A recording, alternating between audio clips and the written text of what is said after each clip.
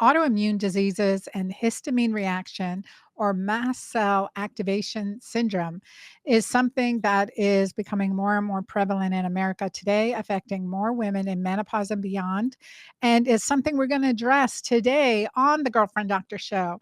This is an issue that someone you know may be suffering from, struggling with, and often they've been circling the drain trying to look for answers. In other words, it's hard to find experts in this area. Certainly, I am learning about it continuously every day. And anytime I see a patient that has this MCAS for short, mast cell activation syndrome, histamine reactions, and and when it comes into play with the hormonal changes, estrogen and estrogen dominance, it becomes very concerning, especially and can affect people in their reproductive years as well.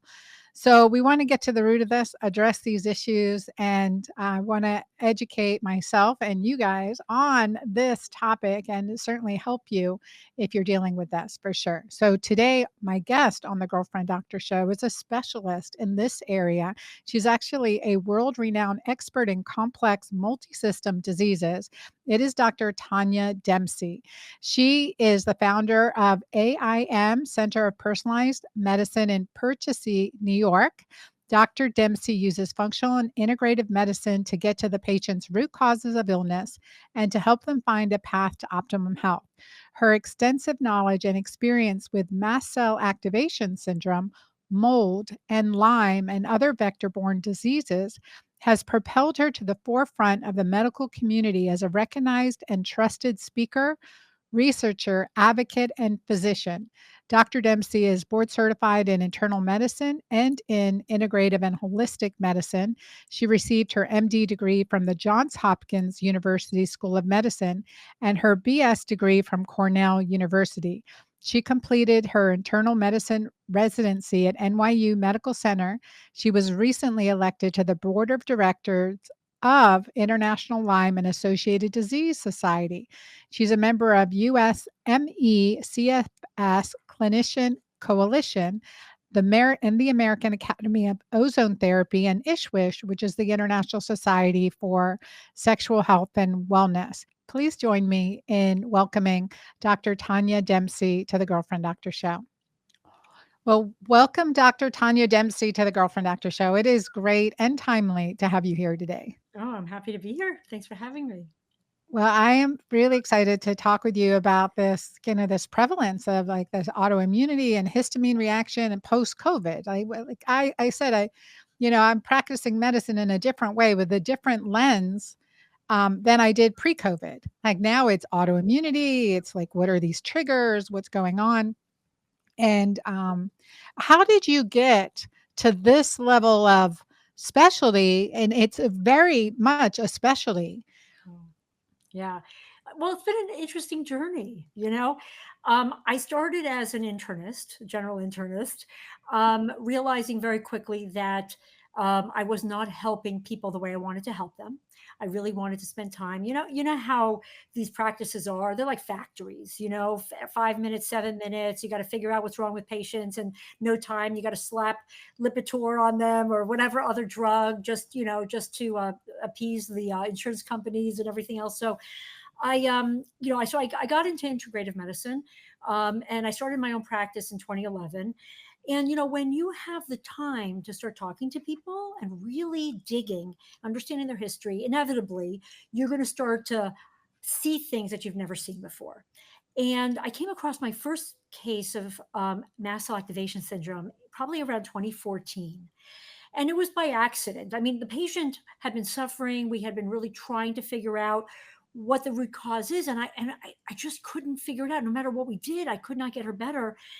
And I just was scouring the literature. I was scouring, I was Googling, I had to figure out what was wrong. Didn't understand. She was not, responding the way my patients normally would respond.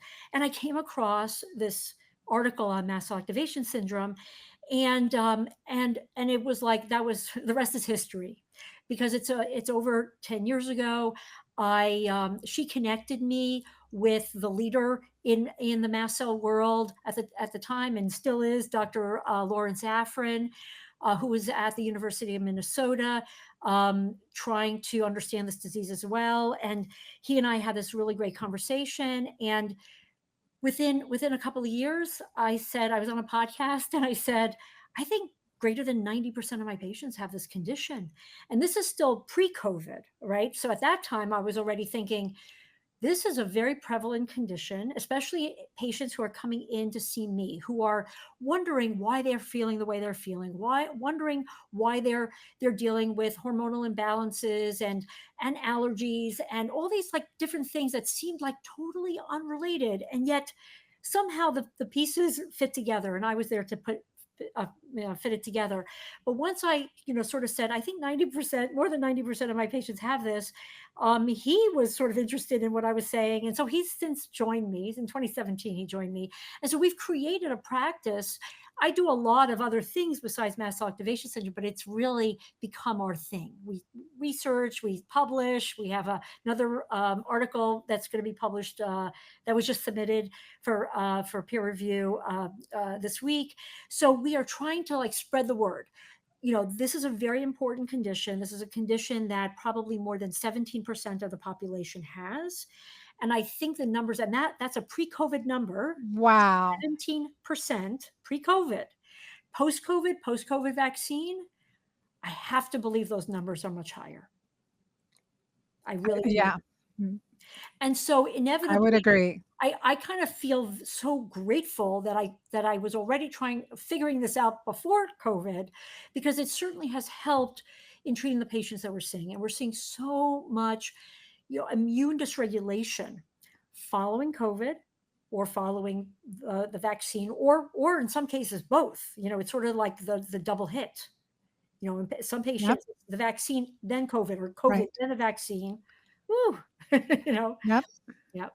Yeah, definitely seeing that a lot too. And then the understanding the correlation with estrogen and estrogen dominance. Like this was, there's something different now in the air that's creating this, this a compounding effect on our immune systems. And it's affecting significantly more women than men, correct? Correct, correct.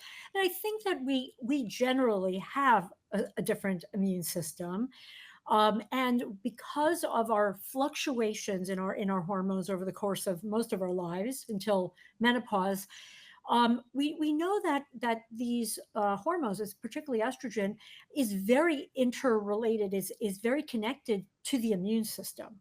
So we're already kind of set up for a potential problem.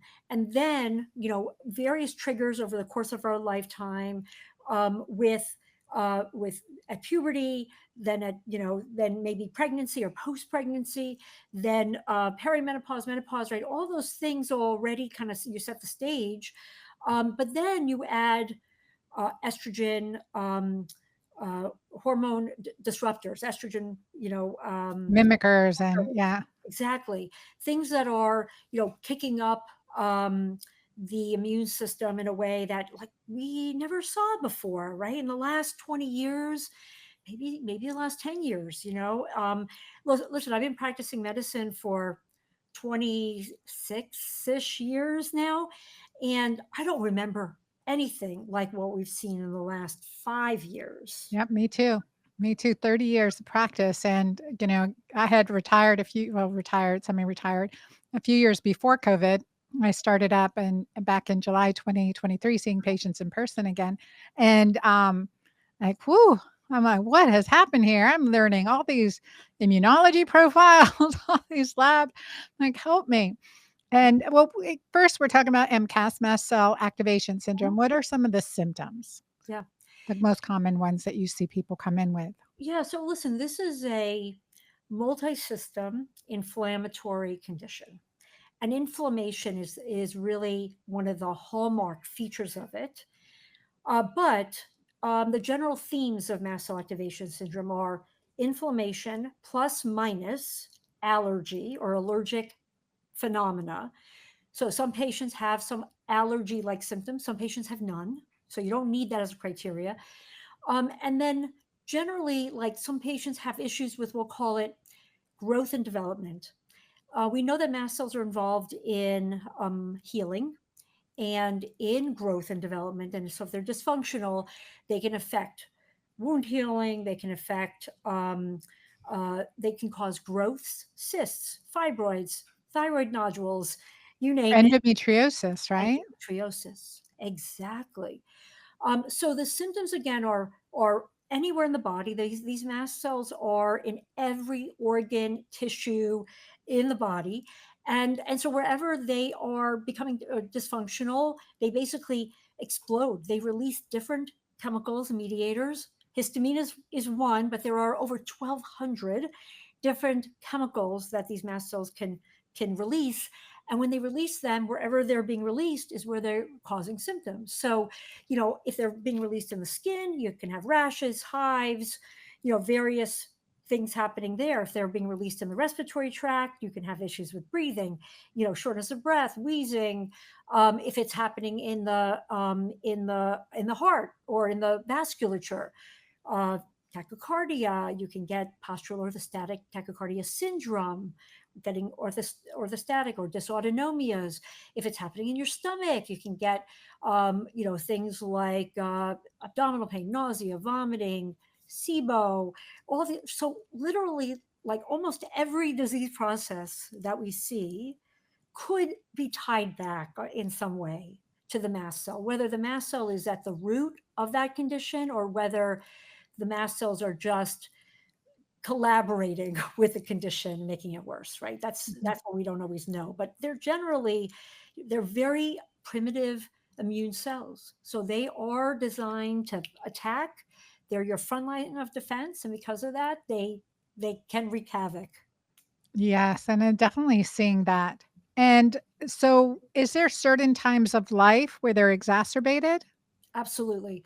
So, especially in women, when we think about these changes in hormones, but men have changes in hormones too, right? But it's a little bit different. But if we look at women, puberty, right, is a shift where the hormones start, the estrogen starts to go up, right? There's some cyclical pattern happening, right? Then you get into their menses. Well, mast cells they have receptors on their surface. That's how they interact with the environment. They're really protecting us from the environment, and so they have various receptors for various things. But they have estrogen receptors, they have progesterone receptors, they have testosterone receptors. So as estrogen levels, for instance, start to shift, the mast cell reads that as something's wrong. There's a change. They particularly are very sensitive to changes in the hormones, and so when you see those shifts, that's when they are more likely to release their mediators, and they're more likely to cause inflammation. And so think about, like, when I think about the cases that I have majority of my cases are at puberty or post pregnancy, when pregnancy could be actually kind of quiet for a lot of reasons. But we could talk about how the immune system is during pregnancy. Basically, and you would know better than anybody, right? Like, your immune system cannot attack that baby, right? So in some ways, the immune system is sort of suppressed, right? Mhm. But then after the baby is delivered, then the immune system starts to go haywire. And so right after pregnancy, very, very common time. And And is that a reason women get PUPs too? I wonder, like, if your pruritic urticarials, pustules, and papules of pregnancy, sometimes they get that postpartum, but they can get it intrapartum too, yeah, I think mast it's cells. related. I do think Yeah, it's I would related. think so. I didn't think of that before, but Yeah, mm, right. You could start to think like, wow, how are these things, why are these things associated with hormonal stuff, right? Yeah, mhm, so that's mhm. what we see. So perimenopause is a really Yeah, significant time. How many perimenopausal women are feeling inflamed, mhm. gaining weight, feeling, yucky, no libido, their vagina is dry, like everything starts to like go crazy, right? And the mast cells are involved in this process to some extent. The hormones are interacting with the mast cells. The mast cells are seeing it as something that they need to fight. Now they're off to the races and fighting and causing more inflammation, and it becomes like this really vicious cycle. So, while hormonal fluctuations can be bad, sometimes just hormones that are steady can be good. That's why sometimes with HRT, where you give women like a really steady dosage of progesterone is a mast cell stabilizer for a lot of women. Mhm. So we like to use progesterone if a woman tolerates it. But that steady estradiol, like that you might give as a patch or however you like to give your estrogen, also can actually sometimes stabilize mast cells because they're not seeing the big, again, fluctuations and spikes that are setting them off. So those things, you hope help inflammation and calm things down. But those are those key times when I think that that's where I see the majority of my patients present. Yeah, no, it is what I'm seeing too. And it's very interesting and it creates this complicated because when we look at inflammation, my God, there's so many root causes of inflammation, right? There's so many root causes. But specifically, and I said this was timely because I have this most amazing patient, this most amazing woman in my practice. She's in her mid 40s, and she'd had, because she was living in South America, she'd had 5 COVID vaccines, was very active, 2 kids, young kids, dancing, active, involved in life. And she had 5 COVID vaccines, then got COVID twice after. After the second infection, she was bedridden. She was bedridden and, wasn't able to get out of bed and was exhausted, would get up to get her kids off to school and get right back in bed. And that was her life for, almost a year before I saw her as a patient. And so I worked with her early 2023 and cleared all this, right? Got it all better, it healed all that, got her cycling again. Then she was perimenopausal, then menopausal, and steady state. I worked with her for some steady state hormonal optimization. And then she started getting these histamine reactions. Mm. And I was like, "Okay, wait, been doing so good, like, what's going on?" To the point, where she'd have a piece of steak and she would flare up, so no more steak. Piece of fish and she would flare up, no more fish, and that was weird.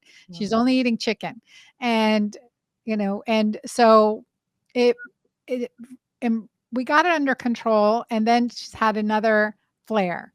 And this is where I'm like, okay, there's something like we have to heal this because, we've got to heal the cell membranes, we've got to heal the mitochondria. There, as far as inflammation, there's no laboratory evidence of inflammation. Her HSCRP is below 1. And, but yet there's something going on. She's had more bone turnover that we're seeing. And so watch urinary telepeptides and things like that. And so we're seeing more bone turnover, seeing this reactivation. And she was, for 4 weeks now, exhausted. I just saw her back in my clinic and just again really exhausted, experiencing this. She was experiencing some of the joint pains, but not having that so much anymore, and some hair loss issues, and just this exhaustion and some tinnitus, some ringing in her ear, one ear. That's all new symptoms. But like, we're like, okay, is this mast cell activation? We diagnosed based on lab work, low histamine DAO, low DAO. So we saw that she was low DAO. And so we're replacing that too. Sure. And but like there's this exacerbation right now. And I'm like, oh my God, I can do thousands of dollars of testing here. But ultimately, we want to reverse this pathophysiology so you can live life, eat a full smorgasbord.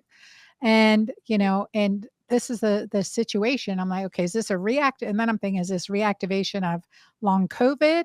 Or, what's the correlation between long COVID and mast cells? So I was like, I'm speaking with Tanya and I'm going to get to the bottom of this. She's the best. Yeah. Oh, yeah. No, the poor woman, right? She's really suffering now. It Yeah. sounds like, and so I have some questions, right? So, has she had another vaccine since? No, no, no. Okay, so this Yep, is like from the and past. no one in her family did, but, about 2 weeks before she got sick, 2 members of her family got the flu or cold. Mm, okay, because what I think is really important is really to identify a trigger or Mhm, triggers.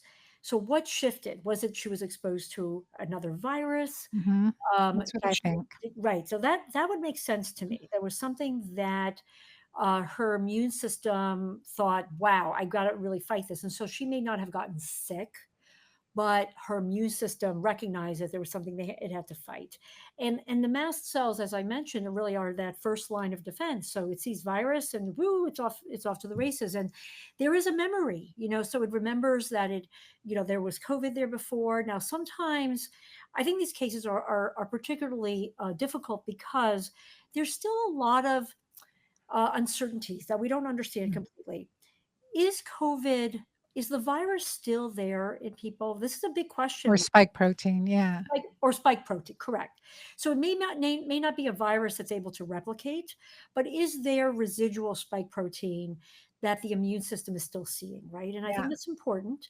And you can get the spike protein from the vaccine, depending on which vaccine you got, or the virus. It could be that there's other viruses or other infections that are getting reactivated as well, and then again, the mast cells are going to try to fight it. So my guess is that there's something, some kind of pathogen or something that her body is trying to deal with, and it's really now kind of like at the end of its rope. What I think is that for patients like this who had some symptoms a few years ago to COVID or COVID vaccine or both, they have mast cell activation syndrome, most likely, right? We can't diagnose her 100%, but I would say that she has that sort of history that I see, that they get some kind of reaction, things calm down, then there's another event, and now the next reaction is even worse, and it can escalate over time, and that's And with that said, reactivate dormant Epstein-Barr virus, correct. Lyme's, yeah. Oh, yeah, yeah, absolutely, all those things. It becomes like a perfect storm of stuff, Mhm, right? mhm. So I think it's important to know a couple things that you mentioned that I think is like kind of worth double clicking on. I would say that it's very common to see normal inflammatory markers in a lot of these patients, even though they have tremendous inflammation. So HSCRP, ESR, you'll be like, I don't understand. They're so inflamed, but they're normal. They can be, because the inflammation is just like in another part of the body. It's not coming out in the blood. So I want to make a point about that. So sometimes it's really hard to identify. So, but the first thing is, if there's a trigger that can be eliminated, in this case, if it was a virus she was exposed to, no. But sometimes there are things that can be eliminated, like they were exposed to, maybe they have mold in their house. Maybe there was a leak that she didn't know about, right? So then you make sure that she's taking care of whatever that is, gets out of the house, right? There's some triggers that you need to really hone in on and make sure that these are the reversible things that you can deal with. Or there's a new medication. Like, a lot of times patients will be given a medication from another doctor and not realize that they're actually reacting to that medication. Mhm, But mhm. because it's associated with so many other things, it gets, kind of missed. So you look for the triggers, and then you really have to start figuring out how you're going to calm down the mast cell, calm down that inflammation, and so it comes to, if the viruses inside her are driving the mast cell, then sometimes you need antiviral support.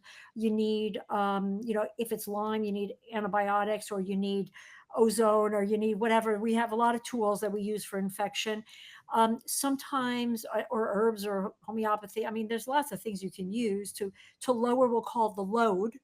But a lot of times you just got to go straight to calming those mast cells down.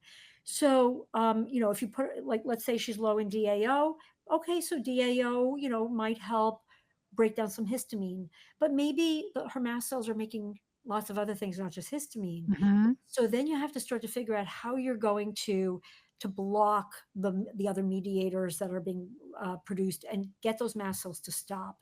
So you can use antihistamines. There are natural antihistamines. There are antihistamines that are, pharmacologic. Natural antihistamines: vitamin C, quercetin, luteolin. There are like a bunch of them that have their antihistamines, their mast cell stabilizers. Sometimes you have to go to like the Claritin, Zyrtec, Zysel, Allegra, Benadryl. You just have to get there and calm things down, you know?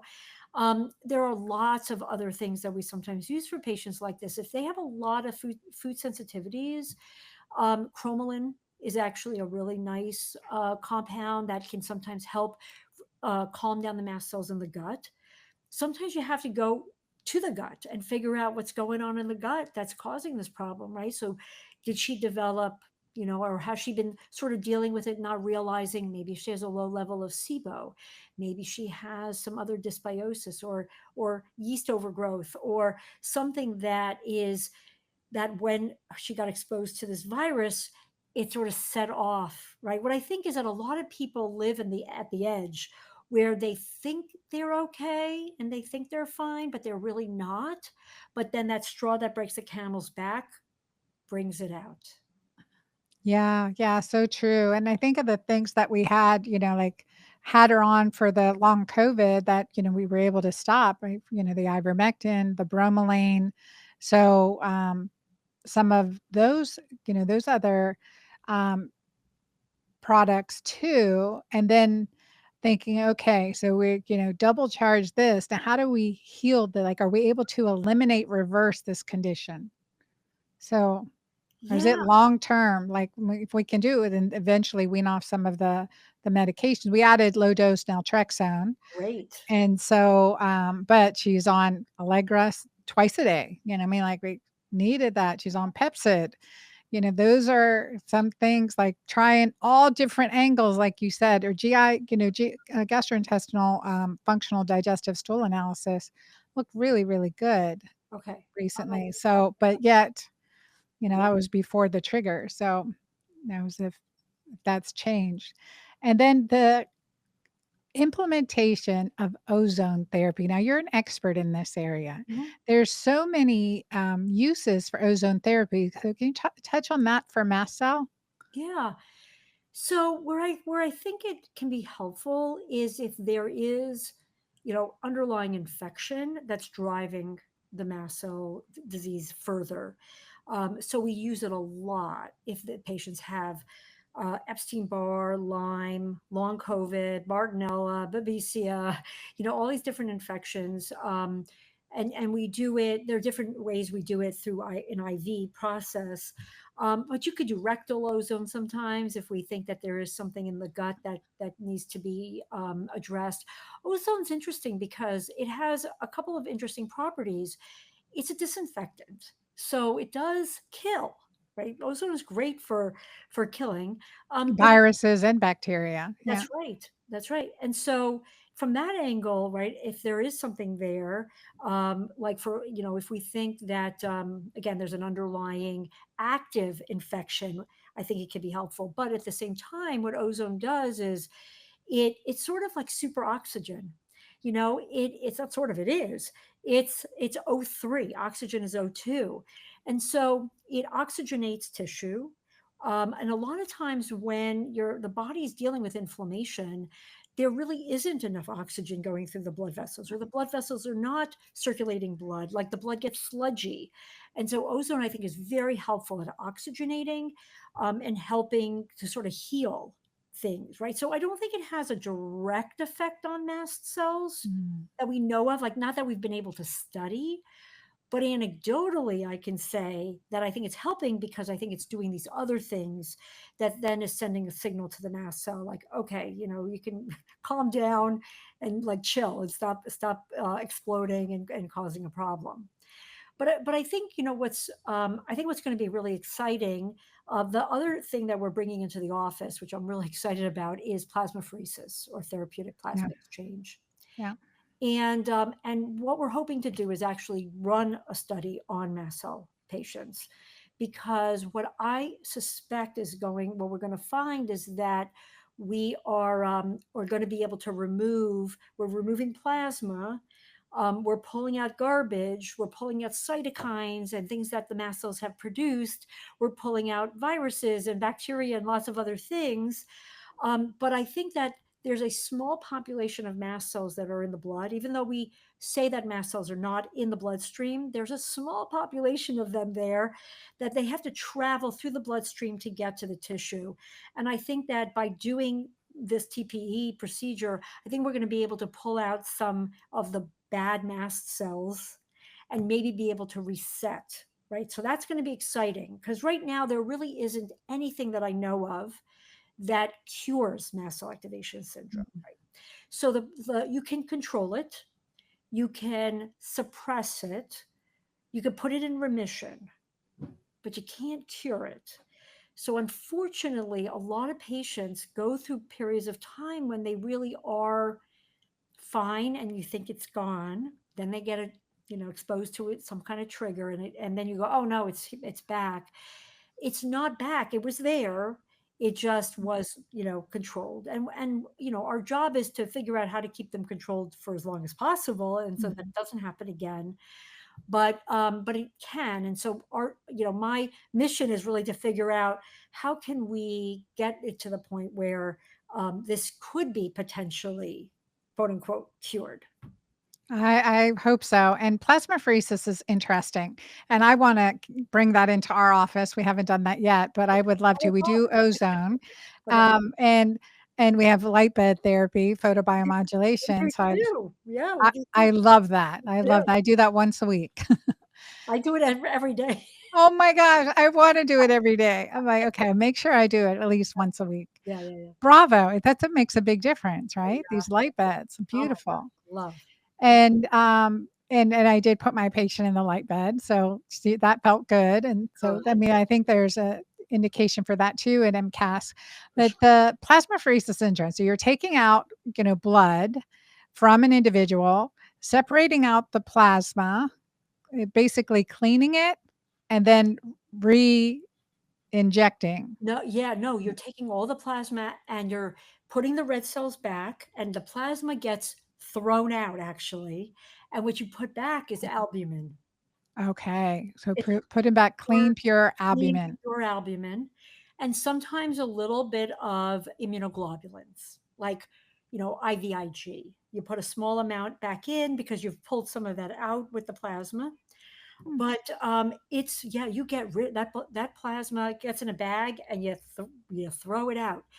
Then over the course of a few days, so you do want to do this for people who are more chronically ill. I would say sometimes they need 4 to 6 treatments.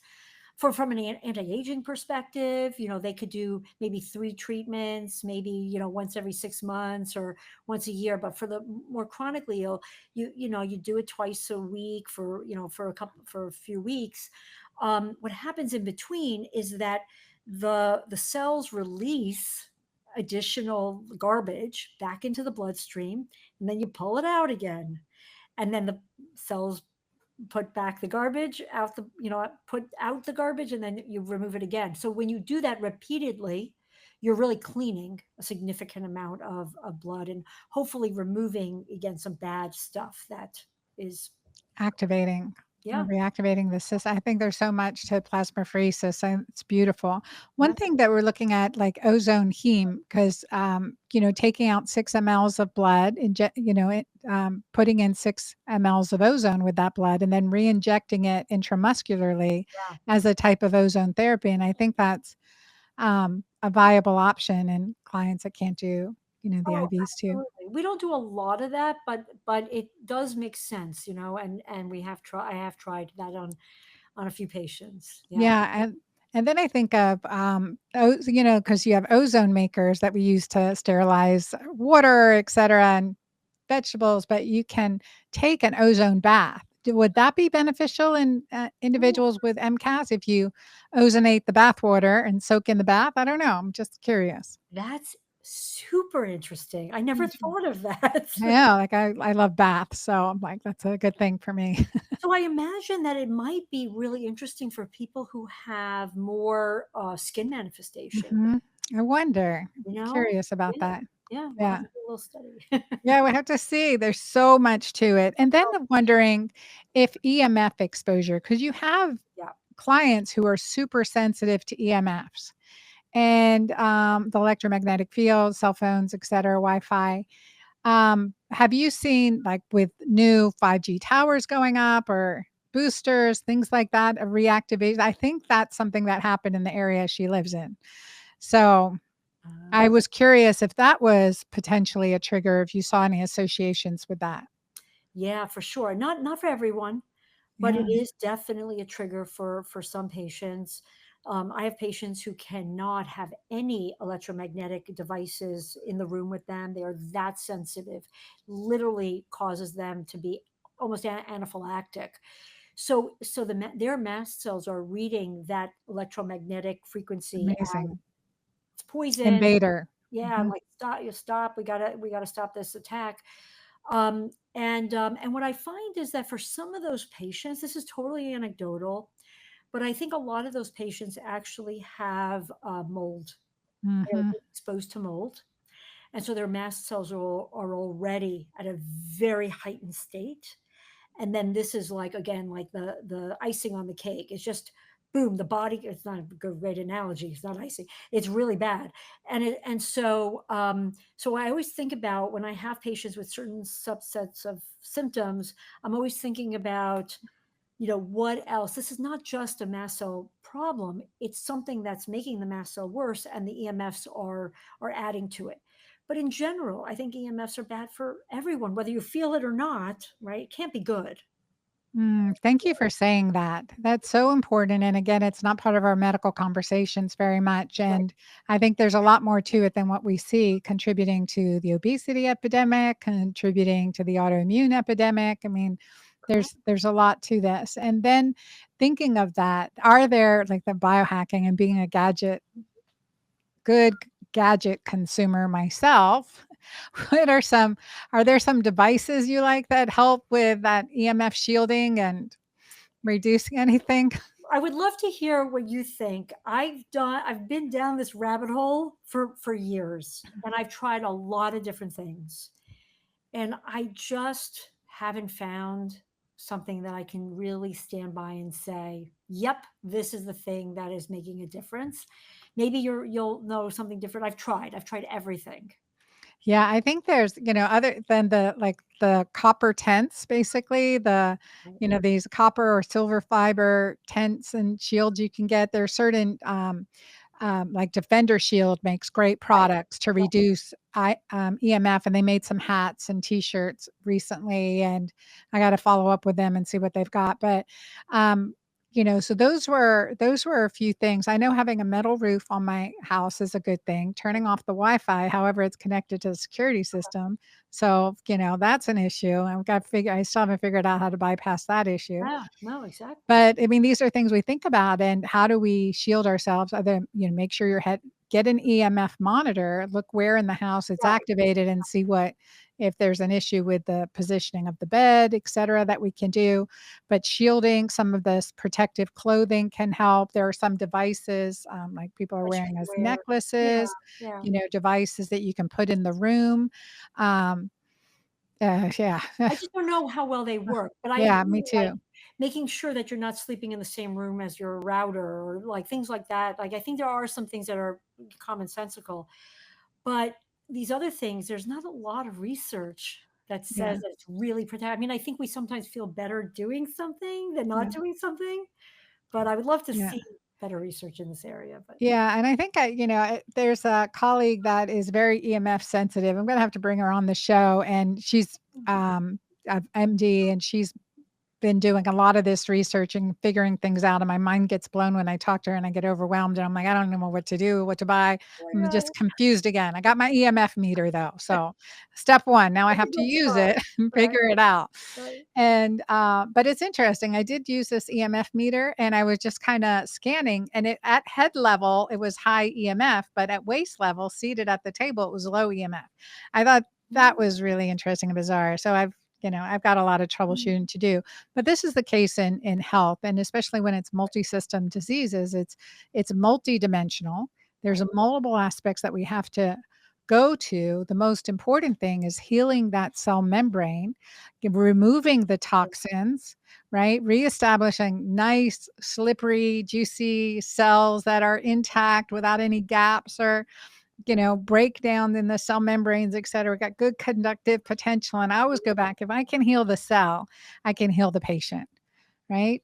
And so it's like, these sometimes gets really difficult. And then thinking of, in this, in cases, it's a lot of trial and error. How do you do? Can we bump up the progesterone?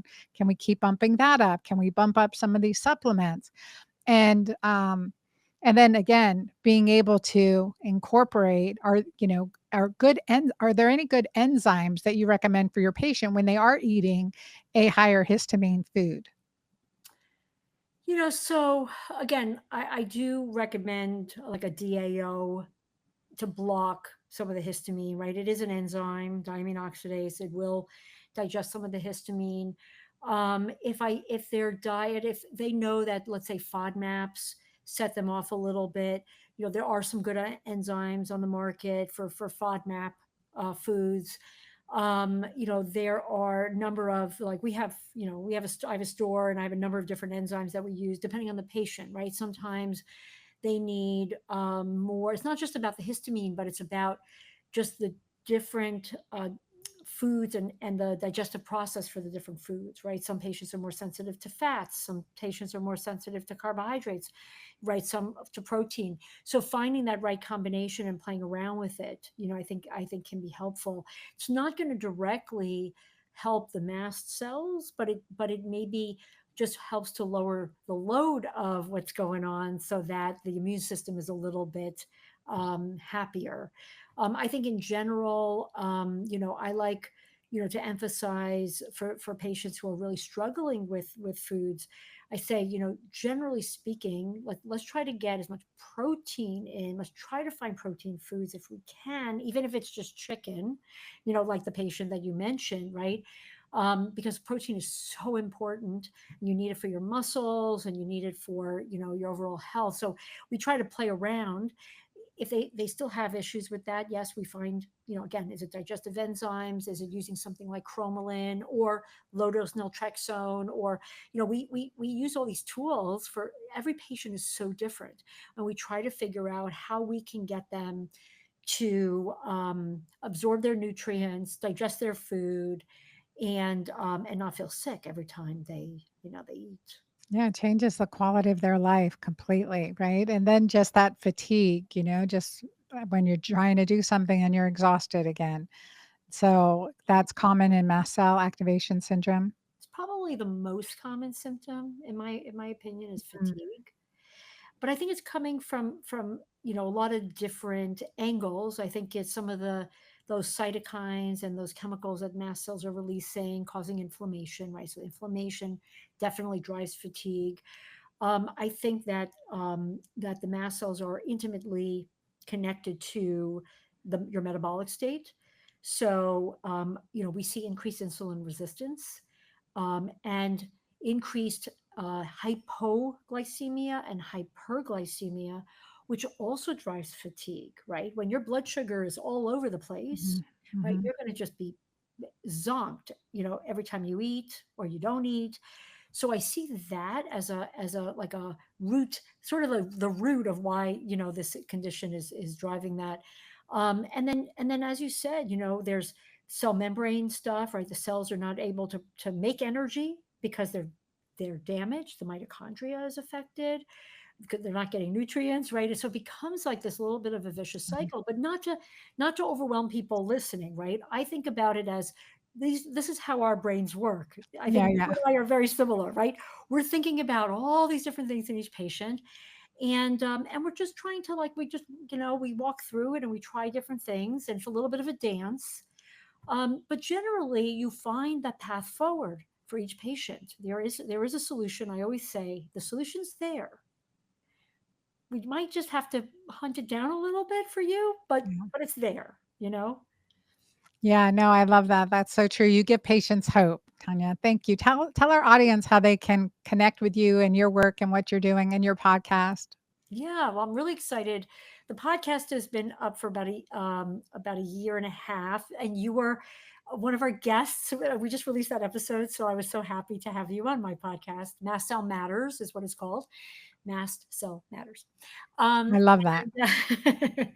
And, so that's been really exciting. My website is dr taniadempsey.com. I have lots of resources on there. I blog a lot. Of course, Facebook, Dr. Tania Dempsey, and Instagram, Dr. Tania Dempsey MD. And I also try to, again, post a lot. My whole mission is, I just want to educate. Yeah. The reality is that I can't see everybody. I wish I could. I wish I could help the world, but I'm going to help the world one patient at a time by giving them this information so they can help themselves. Because I think that the medical establishment is lacking. I'm going to be nice and not get too political here, but it's lacking in a lot of ways, and patients have to be their own advocates right now. They really 100%. Yep. do. So I like to give patients as many tools as I can, so follow me on Instagram, check out my podcast, where I really do talk a lot about, deep diving into all these different topics, and hopefully that helps more people. We just did a really cool, I'll give you, just a little quick thing here, because going along my mission of educating, we just did our first lecture for a medical school to first-year medical students on mast cell activation syndrome. Excellent. Excellent. Congratulations. That's amazing. You remember ever learning about the mast cell? No. No. Okay. So the truth is that no one knows about this. 17% of the population or more has it, right? Every medical student should know about it, every resident, every doctor. And again, we're going to see more and more of it as we see more long COVID.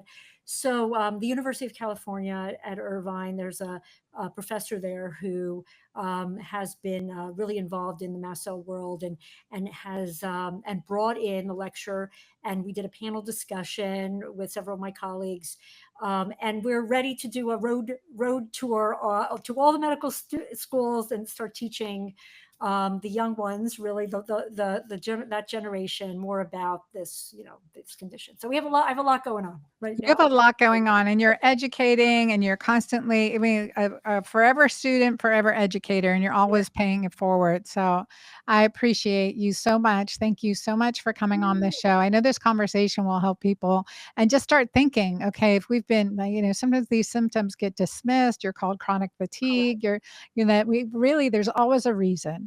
There's always a reason. So we had put on our Nancy Drew hats and get our detective glasses out, and we're going to figure out what it is. And it's one step at a time, but there is hope. There is hope. We, see amazing transformations, and it is just figuring out, okay, getting to the root cause, figuring out the trigger, creating the most health. And with that said,